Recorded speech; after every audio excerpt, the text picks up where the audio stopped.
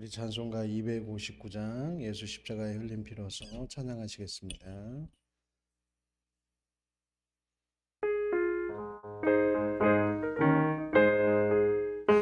예수 십자가에 흘린 피로서 그대는 씻기어 있는가. 더러운 죄 희게하는 능력을 그대는 참으지 않은가. 예수의 보혈로 그대는 씻기어 있는가. 마음속에 여러가지 죄악이 깨끗이 씻기어 있는가. 주 예수와 밤낮으로 늘 함께 그대는 행동을 하는가. 아무 때나 어디서나 그대는 십자가 붙들고 있는가. 예수의 보혈로 그대는 씻기어 있는가. 마음속에 여러가지 죄악이 깨끗이 씻기어 있는가. 주님 예수 다시 올 때 그대는 영접할 회복이 있는가. 그대 몸은 거룩한 곳 천국에 들어갈 준비가 됐는가. 예수의 보혈로 그대는 씻기어 있는가. 마음속에 여러가지 죄악이 깨끗이 씻기어 있는가. 모든 죄에 더러워진 내 몸을 주 앞에 지금 나버서서 샘물같이 솟아나는 보혈로 눈보다 더 이게 씻으라. 예수의 보혈로 그대는 씻기어 있는가. 마음속에 여러가지 죄악이 깨끗이 씻기어 있는가. 주 예수 십자가에 흘린 피로써 그대는 씻기어 있는가. 더러운 죄 희게하는 능력을 그대는 참으지 않은가. 259장입니다. 보혈로 그대는 씻기어 있는가. 마음속에 여러가지 죄악이 깨끗이 씻기어 있는가. 주 예수와 밤낮으로 늘 함께 그대는 행동을 하는가. 아무 때나 어디서나 그대는 십자가 붙들고 있는가. 예수의 보혈로 그대는 씻기어 있는가. 마음속에 여러가지 죄악이 깨끗이 씻기어 있는가. 주님 예수 다시 올 때 그대는 영접할 회복이 있는가. 그대 몸은 거룩한 곳 천국에 들어갈 준비가 됐는가. 예수의 보혈로 그대는 씻기어 있는가. 마음속에 여러가지 죄악이 깨끗이 씻기어 있는가. 아멘. 이 시간 이 찬양의 가사처럼 우리가 예수 그리스도의 보혈로 우리 자신을 씻는 기도를 했으면 좋겠습니다. 결국은 우리가 이 땅을 떠날 때 주님 앞에 심판대에 섰을 때 내가 주님 뜻대로 살았는가 아니면 내 뜻대로 살았는가 결정될 것입니다. 이 시간에 어떤 다른 것보다도 내가 정말 주님 뜻대로 주께서 원하시는 그 길 가고 있는지, 주님 이 땅에서의 높은 자리와 이 땅에서의 환영받는 자리가 아니라 정말 주님 앞에 섰을 때 정말 잘했다 칭찬받는 아버지 하나님, 그러한 저희가 되게 해달라고 이 시간 주님 앞에 기도하도록 하겠습니다. 기도하겠습니다. 할렐루야. 하나님, 이 시간 주님 앞에 나갑니다. 아버지, 이 땅에서의 화려한 상과 이 땅에서의 높아짐도 아니고 마지막 주님 앞에 섰을 때 아버지 착하고 충성된 종아, 아버지 하나님, 그러한 하나님으로부터 예수 그리스도로부터 칭찬을 받을 수 있도록 주님 역사하여 주시옵소서. 아버지, 우리의 욕심을 따라 살아가지 않게 하여 주시옵시고, 아버지 세상이 말하는 아버지 호화로운 것과 좋은 것과 귀한 것을 쫓아가지 않게 하여 주시옵시고, 아버지 내 욕심을 채우지 않게 하여 주시옵소서. 간절히 간구하고 기도하는 것은 험한 길을 갈지라도 좁은 길 갈지라도 아버지 이곳에 하나님을 위한 길이며 하나님을 사랑하는 그 길이 되어질 수 있도록 주님 역사하여 주시옵소서. 하나님, 우리는 악하여 아버지 우리의 길로 가기를 원하거든 하나님 우리의 뜻대로 마옵시고 오직 하나님의 뜻대로 살아갈 수 있도록 주님 다시 한번 우리를 새롭게 하여 주시옵소서. 아버지 안에 세상에 좋아 보이는 것이 우리에게 축복이 아니라 아버지 험난한 길을 갈지라도 주님 안에 주님을 바라보며 구하며 가는 그 길이 진정 축복의 기름을 믿사오니 다시 한번 하나님 아버지 우리를 새롭게 빚어 주시옵시고 우리의 마음을 가난하게 하여 주시옵시고 우리의 마음이 주님으로만 아버지 만족하여질 수 있도록 주님 우리를 다시 한번 빚어 주시옵소서. 세상의 하나의 가치관으로 하나님 물들어져 있는 부분들이 있다면 다시 한번 나는 예수 그리스도의 보혈로 깨끗하게 씻어 주시옵시고 오직 예수 그리스도만이 우리의 주인이시며 우리의 왕이시며 우리의 경배자됨에 대해서 우리가 고백할 수 있는 이 시간 되어지도록 주님 역사하여 주시옵소서. 머리에서 발끝까지 하나님 우리를 새롭게 빚어 주시옵시고 오직 주님이 기뻐하시는 삶 살 수 있도록 주님 우리를 새롭게 빚어 주시옵소서. 아버지 하나님, 이 땅에 속한 것을 구하는 것이 아니라 아버지 영원한 하나님의 것을 구할 수 있도록 주님 우리를 새롭게 빚어 주시옵시고 흐트러지고 아버지 어긋난 것이 있다면 주님 이 시간을 통하여 새로워질 수 있도록 주님 역사하여 주시옵소서. 성령께서 이 시간을 주관하여 주시옵시고 마치는 시간까지 함께하여 주시옵소서. 예수 그리스도의 이름으로 감사하며 기도드렸사옵나이다. 아멘. 말씀 보겠습니다. 말씀은 마태복음 12장 9절에서 21절입니다. 마태복음 12장 9절에서 21절입니다.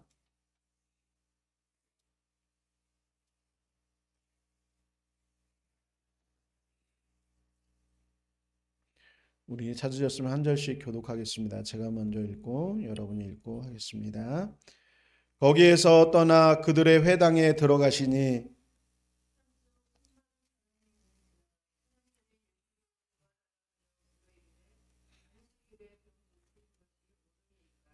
예수께서 이르시되 너희 중에 어떤 사람이 양 한 마리가 있어 안식일에 구덩이에 빠졌으면 끌어내지 않겠느냐.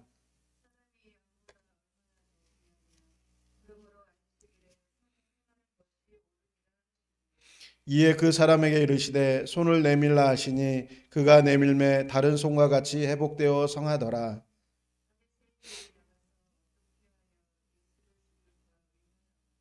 예수께서 아시고 거기를 떠나가시니 많은 사람이 따르는지라 예수께서 그들의 병을 다 고치시고 이는 선지자 이사야를 통하여 말씀하신 바 보라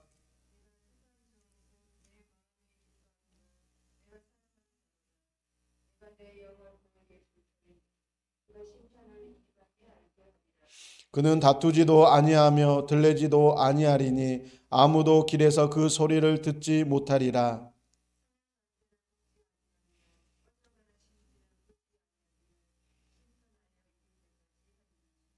또한 이방들이 그의 이름을 바라리라 함을 이루려 하심이니라. 아멘. 저희가 어떤 사극을 보다 보면은 어떤 주인공은 그가 아무것도 없을 때부터 그리고 그가 모든 것을 가졌을 때까지 계속해서 사람에게 도움을 주고 사람을 구해내는 사람이 있습니다. 그러나 반대로 어떤 사람은 계속 그가 무명일 때부터 사람을 괴롭히고 사람을 해하고 사람의 것을 빼앗는 사람이 있습니다. 그리고 나중에는 최고의 자리에 올랐을 때조차도 사람의 것을 뺏고 망하게 하고 절망 가운데 빠뜨리는 사람이 있습니다. 오늘 본문의 말씀을 보다 보면은 또 이와 같은 두 가지 양상이 일어나는 것을 보게 됩니다. 한 사람은 계속해서 사람을 이런 모양 저런 모양으로 해서 살리는 사람이 있는가 반면에 또 한 사람은 계속해서 사람을 정죄하면서 그 사람을 계속해서 죽이려고 하는 사람이 있는 것을 보게 됩니다. 오늘 등장하는 인물이 누구냐면 한쪽 손 마른 사람이 등장하게 됩니다. 손이 말랐다라는 것은 손에 힘이 들어가지 않는다라는 것, 즉 아무 일도 할 수 없다라는 것을 의미합니다. 헬라어 성경에서는 엑세람 메네라는 완료 수동태 분사형을 씁니다. 그래서 신체 장애로 선천적인 것보다는 후천적으로 어떤 사고나 질병으로 근육이 마비된 상태를 의미하고 있습니다. 활동력이 완전히 상실된 상태를 의미하고 있습니다. 이 내용에 대해서 의사 누가는 누가복음 6장 6절에서 좀 더 구체적으로 오른손이 말랐다고 하였습니다. 6장 6절에 또 다른 안식일에 예수께서 회당에 들어가사 가르치실세 거기 오른손 마른 사람이 있는지라. 우리 자신을 현대에서도 예를 들면 한쪽 손을 못 쓰게 됐다라는 것, 그거는 굉장히 어떤 생산적인 일을 하는 데 있어서 커다란 장애가 될 수 있습니다. 특히나 청소년 시절에 한쪽 손을 쓸 수 없게 된다면은 아이들과 잘 어울리지 못하기도 하고 또 굉장히 자격지심에 사람들과의 관계에서도 또 앞으로의 꿈을 꾸는 데 있어서도 움츠려져 있는 것을 저희가 볼 수가 있습니다. 근데 이러한 사람이 있을 때 여러분은 안식일에 유대인들 같은 경우는 안식일에는 아무 일도 하지 말라. 그게 이제 그 옛적부터 그들 가운데 내려오던 율법이었기 때문에 그 율법을 담당하는 바리새인과 서기관들은 그 율법대로 안식일에는 아무 일도 하면 안 된다라고 주장했어요. 근데 예수님은 아니 여기에 환자가 있고 도움이 필요로 하는 사람이 있는데 그 사람에게 도움이 필요하면 안식일이어도 그 사람을 구해야 되지 않겠느냐라고 말씀하십니다. 예수님에 대해서 적대적이었고 또 예수님에 대해서 계속해서 죽음으로 몰아가려는 사람들은 예수님에게 꼬투리를 잡으려고 순수한 의도가 아니라 거기에 숨겨져 있는 아주 사악한 의도를 가지고 예수님에게 묻습니다. 뭐라고 묻냐면 안식일에 병 고치는 것이 옳으니까. 율법적으로 보면 안식일에 아무 일도 하지 말라고 했으니까 바리새인들의 말이 맞는 것 같습니다. 그러나 율법의 원래 근본적인 목적은 뭐냐면 죄로 죄되게 하고 또한 생명을 살리는데 그 목적이 있습니다. 여러분 신호등 아시죠? 신호등 파란불이 초록불이 들어오면 건너고 빨간불이 들어오면 멈춰 섭니다. 근데 만약 예를 들어서 한 운전자가 있는데 운전하는 경우에도 초록빛이 들어와야지 운전을 할 수가 있습니다. 근데 신호등에 횡단보도에 빨간불이 들어왔어요. 근데 모르고 사람이 뭐 할머니라든지 뭐 어린 아이가 빨간불인데도 여전히 횡단보도에서 아직 다 건너오지 않았습니다. 그러면 차가 어떻게 해야 됩니까? 차가 초록불이니까 이제 내가 갈 차례야. 사람이 있는데도 가면 되나요? 안 되죠. 왜냐하면 신호등이 있는 목적은 뭐냐면 사람들의 안전을 보호하기 위해서 신호등이 있는 거예요. 근데 신호등이 운전자에게 파란불로 바뀌었다고 사람이 있는데도 불구하고 사람을 치고 간다면은 그건 본래의 목적과 맞지가 않아요.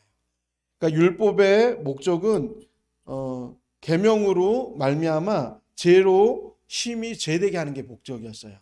근데 이 율법을 잘못 오인해서 파란불이니까 이제 내가 가도 돼. 그리고서 사람을 치인다면 그거는 원래 본래의 목적에 벗어나는 거예요.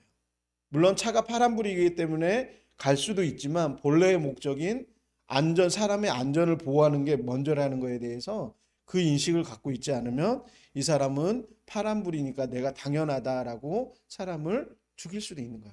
마치 바리새인들이 지금 그러한 것을 행하고 있는 거예요. 안식일이니까 아무 일도 하면 안 돼. 근데 예수님은 안식일에 선언을 행하는 것이 맞지 않냐. 그러면서 예를 듭니다. 11절에 예수께서 이르시되 너희 중에 어떤 사람이 양 한 마리가 있어 안식일에 구덩이에 빠졌으면 끌어내지 않겠느냐. 여러분 상식적으로 지금은 외환견이나 아니면은 이렇게 애완용 동물을 많이 키워요. 그래서 때로는 수영장에 물을 채워놓고 그냥 두다 보면 개들이 거기를 지나가다가 빠져 죽는 경우들이 있어요. 그래서 최근에는 그 수영장 같은 경우도 물이 있을 경우에는 이렇게 천막으로 덮어 놓더라고요. 우리가 외환견에 대해서 굉장히 사랑하고 귀히 여기는데 예수님이 하시는 말이 뭐냐면 12절에 사람이 양보다 얼마나 더 귀하냐. 그러므로 안식일에 선을 행하는 것이 옳으니라. 안식일 자체도 하나님께서 주셨을 때 선한 목적으로 주신 거예요. 근데 그 선함을 여기 이용해서 사람을 정죄하고 사람을 지배하려고 하는 너희들이 율법을 이야기하는 것은 그렇게 사람을 통제하고 그렇게 사용하는 것은 맞지 않다라는 거예요. 본래의 목적에 맞지 않다라는 거예요.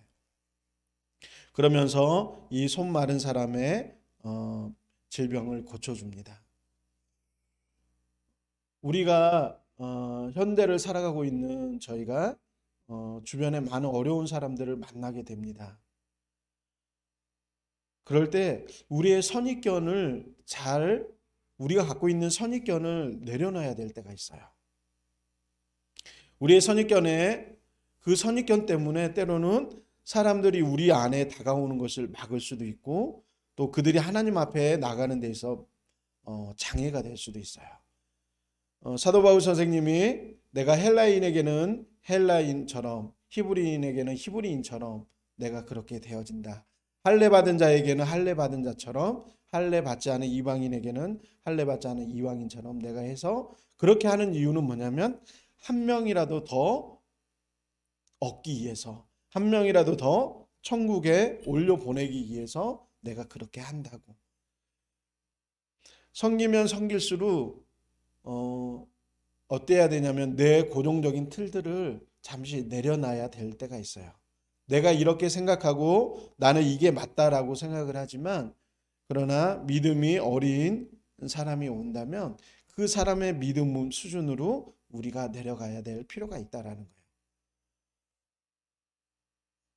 거예요. 마치 세상을 많이 산 할아버지가 손자나 손녀가 이렇게 어떤 것을 이야기하고 질문했을 때 그 아이에 맞게 어떤 내용들을 설명하고 그 아이들이 알아들을 수 있는 단어를 사용하고 어법을 사용해요.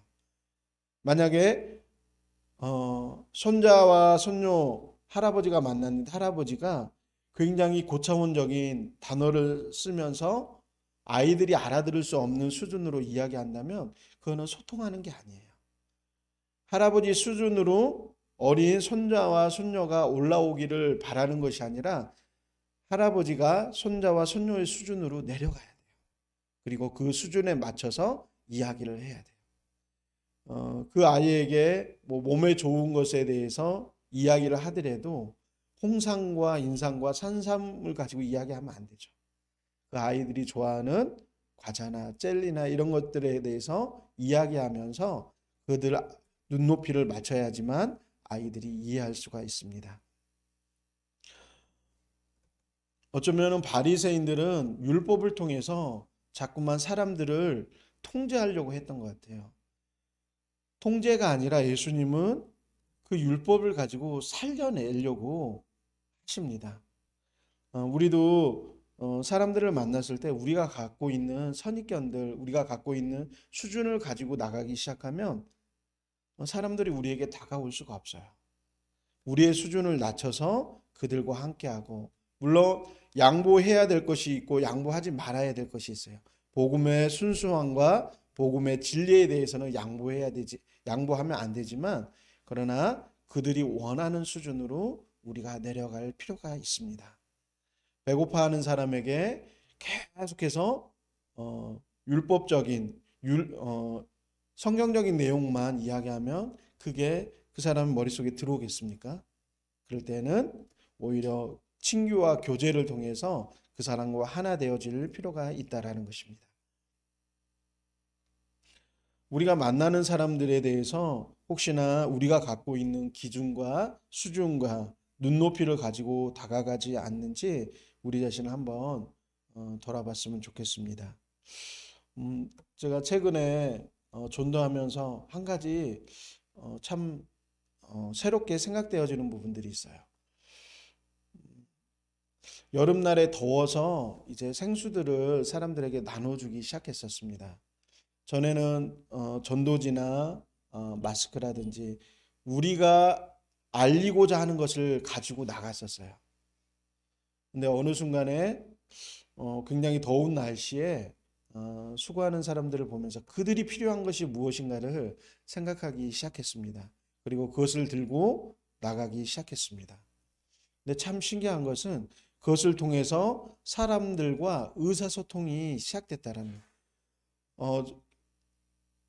그 전에도 많이 사람들과 접하고 안다고 생각했었는데, 이런 생수를 드리고 커피를 드리면서 생각되어지는 것이 어쩌면은 우리가 알고 있는 것을 주고자 했지 그들이 필요로 하는 것에 대해서는 조금 무심하지 않았나, 그런 생각들을 해보게 됩니다. 마찬가지로 예수님께서도 천국 복음에 대해서만 전하셨냐? 그렇지 않아요. 그들이 당면한 현실, 그들이 병들어 있는 그들의 모습 가운데 예수님이 다가가세요. 오늘 본문에서도 15절에 예수님이 이렇게 말씀하십니다. 예수께서 아시고 거기를 떠나가시니 많은 사람이 따르는지라 예수께서 그들의 병을 다 고치시고, 예수님이 자기들에게 온 무리들에 대해서 아세요. 이곳에 많은 병자들이 있구나. 예수님이 천국 복음만 전하고 떠나버리신 게 아니에요. 그들의 질병을 고치셨다라고 말씀하세요. 우리가 사람들에 대해서 다가갈 때 이러한 시선들이 좀 필요하지 않을까 싶습니다. 우리가 믿는 사람으로서 복음을 전하는 것은 당연해요. 근데 그 전하는 방법에 있어서 우리가 필요한 부분들만 이야기할 것인지, 아니면 그들이 필요한 부분들을 채워줄 건지에 대해서는 우리가 다시 한번 생각해 봐야 돼요. 그들의 필요가 무엇이고 그들이 힘들어하고 아파하는 것이 무엇인지에 대해서 우리가 관심을 갖고, 또한 그것을 해결해 줄 수 있다면 해결해 줘야 된다는 것입니다. 그럴 때 그들 안에 필요가 채워지고, 또 그것을 통해서 하나님의 복음이 그들 가운데 들어갈 수 있다는 것입니다.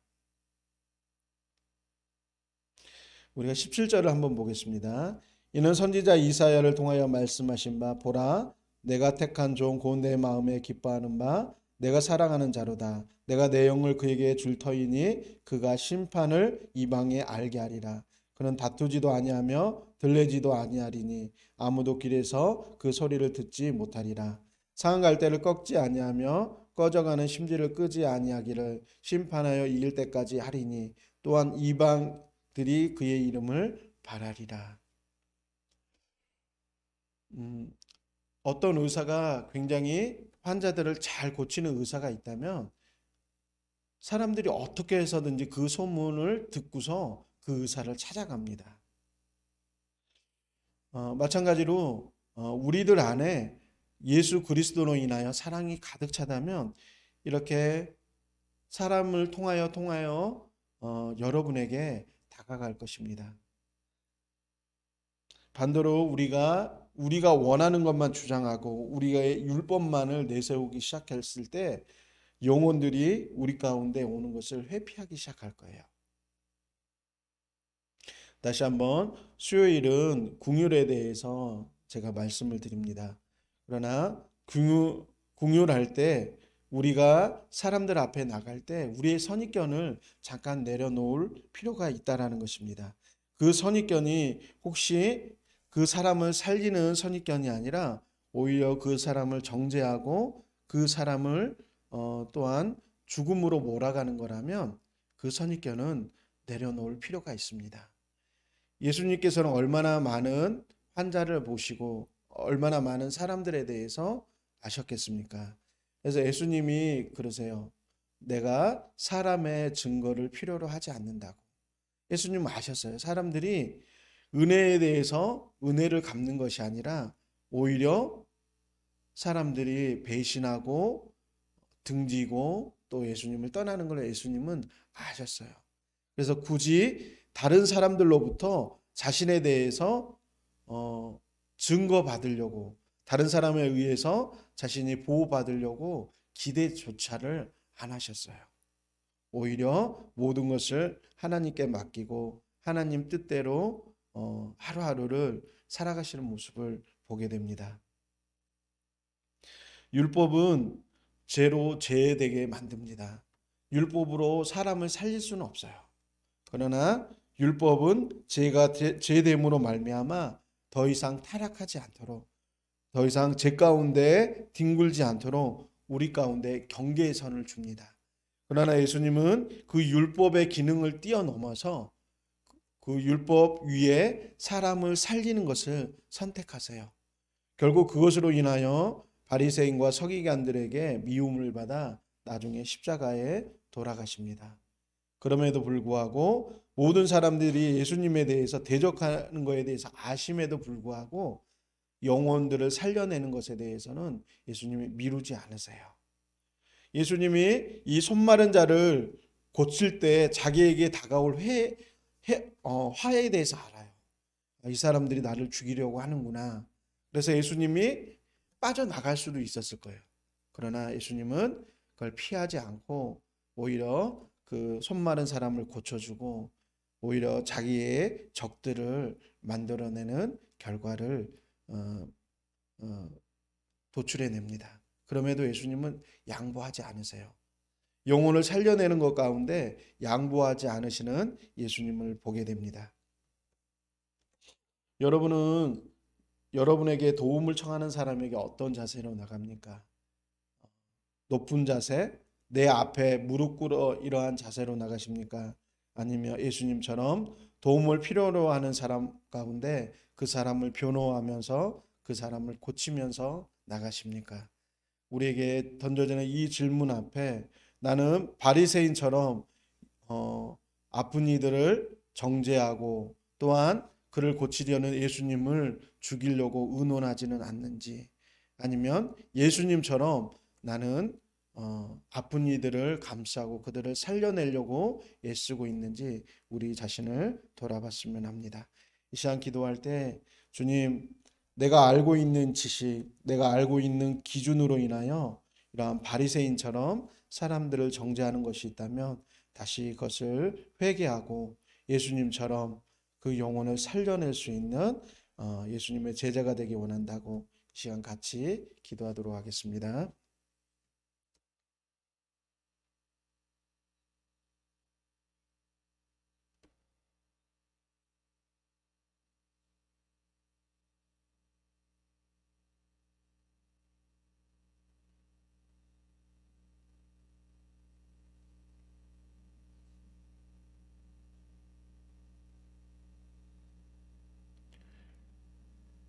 아버지 하나님, 머리에서 발끝까지 성령의 불로 우리를 태워주시사 바리새인과 같이 정죄하고 우리가 알고 있는 기준을 내세우며 아버지 하나님 아픈 이들을 더 아프게 하지는 않은지 우리 자신을 돌아봅니다. 주님 성령의 불로 우리를 태워주시옵시고 다시 부활의 불로 우리를 새롭게 하여 주이사 예수 그리스도께서 아버지 손마른 자를 고치기 위하여 아버지 율법을 뛰어넘는 그 놀라운 사랑을 펼친 것처럼 우리도 우리가 알고 있는 지식과 기준을 뛰어넘어 아버지 예수 그리스도처럼 영혼을 살려낼 수 있는 저희들 되어지도록 주님 역사하여 주시옵소서. 아버지 우리가 자고 깰 때 더 큰 믿음, 더 성숙된 믿음으로 하나님이 맡기신 영혼들을 살려낼 수 있도록 주님 은총 베풀어 주시옵소서. 이 모든 것 예수 그리스도의 이름으로 기도드렸사옵나이다. 아멘. 찬송가 50장 3절 찬양하시면서 봉헌하는 시간 갖도록 하겠습니다. 찬송가 50장 3절입니다.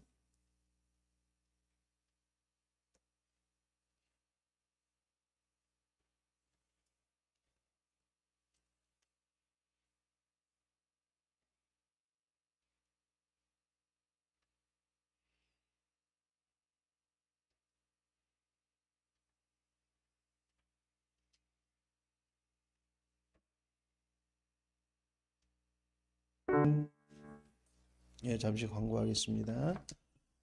10월 둘째 주 오후 예배에 어, 제가 신승환 목사님이라는 분을 초대했습니다. 그래서 이분은 원래 이제 사업을 하셨던 분인데 그것도 우리나라 최초로 사이버상에 그 어떤 활동하는 뭐 싸이월드라든지 그곳에서 홈페이지를 기획하고 그랬던 분인데 이제 신학을 하고 이제 목회를 하는데 좀 일반 목회가 아니라 일터 목회를 하세요. 그래서 올해 안수 받아서 이제 초창기이기 때문에 또 아무런 기반이 없이 시작되고 그래서 저희 교회 협력 목사로 그래서 오후 예배 때 한 번씩 말씀 전하시는 걸로 그리고 또 같이 어, 그 우리 한 나라에는 일곱 가지 영역이 있거든. 정치, 경제, 사회, 문화 이런 일곱 가지 영역이 있는데 나라를 구성하는 그 영역 가운데 어, 그 하나님 나라를 건설하는 것이 이분이 받은 이렇게 소명이에요. 그래서 많은 기도가 필요하고 또 하나님 또 크게 쓰시기 때문에 많은 기도가 필요한 것 같아요. 그래서 오늘 이제 잠깐 만나서 이제 저희 교회하고도 이제 협력 목사로서 이제 오후 예배 때 한 번씩 와서 말씀을 전해 주시기로 했습니다. 그래서 사업을 하면서 그 사업터 가운데 같이 복음을 전하고 하나님 나라를 만들어 가는 게 목적이에요. 그래서 일반적인 목회는 아니지만 여러분이 생각날 때마다 기도해 주시기 바랍니다. 그래서 10월 둘째 주에 왔을 때 여러분 같이 이렇게 환영해 주시고 또 그분의 사역이 하나님 안에서 아름답게 이루어질 수 있도록 기도와 이렇게 후원 부탁드립니다. 주님 가르쳐 주신 기도로 예배 마치도록 하겠습니다. 아버지 귀한 예물 감사합니다. 하나님 이 예물이 쓰여지는 곳마다 정말 예수님이 손마른 자를 고쳐내신 것처럼 아버지 하는 이 예물이 쓰여지는 곳마다 아버지 영혼들의 회복이 일어나고 소망이 일어나며 그들이 하나님께 더 가까이 나갈 수 있는 놀라운 역사가 있게 도와주시옵소서. 이 모든 것 예수 그리스도의 이름으로 감사하며 기도드렸사옵나이다. 아멘. 주님 가르쳐 주신 그대로 예배 마치도록 하겠습니다. 하늘에 계신 우리 아버지여 이름이 거룩히 여김을 받으시오며 나라의 마옵시며 뜻이 하늘에서 이루어진 것 같이 땅에서도 이루어지이다. 오늘날 우리에게 일용할 양식을 주옵시고 우리가 우리에게 죄 지은 자를 사하여 준 것 같이 우리 죄를 사하여 주옵시고 우리를 시험에 들게 하지 마옵시며 다만 악에서 구하옵소서. 대개 나라와 권세와 영광이 아버지께 영원히 있사옵나이다. 아멘. 아멘. 이상 예배 마치겠습니다.